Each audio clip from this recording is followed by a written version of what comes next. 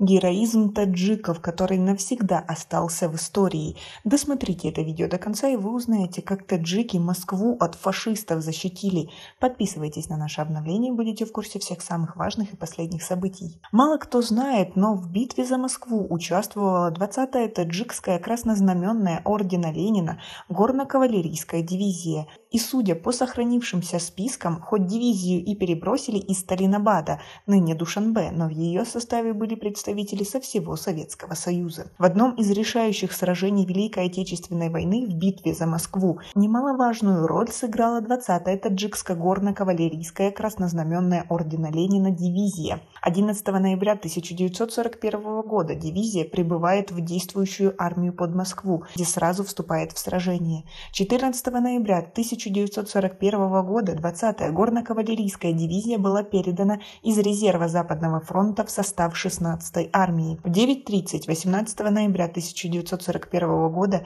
дивизия вышла на рубеж Медведково-Пристанино-Аксенова, где заняла оборону. 19 ноября 1941 года дивизия вступила в бой, отражая наступление превосходящих сил немецко-фашистских войск в районах Солнечногорска и станции Крюково. С утра 21 ноября 1941 года дивизия вела бои с противником на рубеже Филатово-Годниково-Савино и уже 22 ноября выбила контратакой противника из района Нагово. За время битвы за Москву свыше 150 солдат и офицеров дивизии получили боевые награды. Генерал-майор Лев Михайлович Даватор, командир 2-го гвардейского кавалерийского корпуса, героически погиб 19 декабря в боях под Рузой. Александр Федорович Чудесов, советский военачальник, генерал-лейтенант. 20 октября полковник Чудесов вступил в командование 24-й кавалерийской дивизии.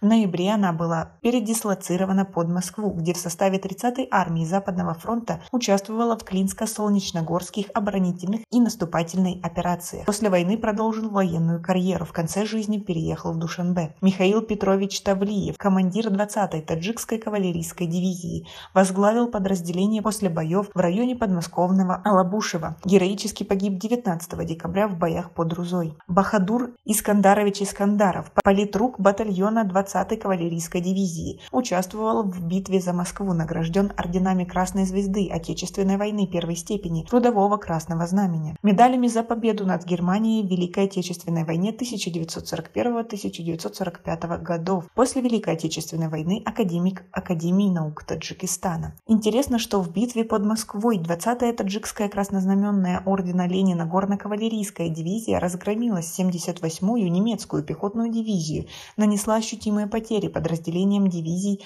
СС «Мертвая голова» и «Великая Германия». Как вы относитесь к такому героизму нашего народа? Свои ответы напишите нам, пожалуйста, в комментарии. Первые бои дивизия провела уже в 1941 году под командованием генерал-майора Льва Даватора.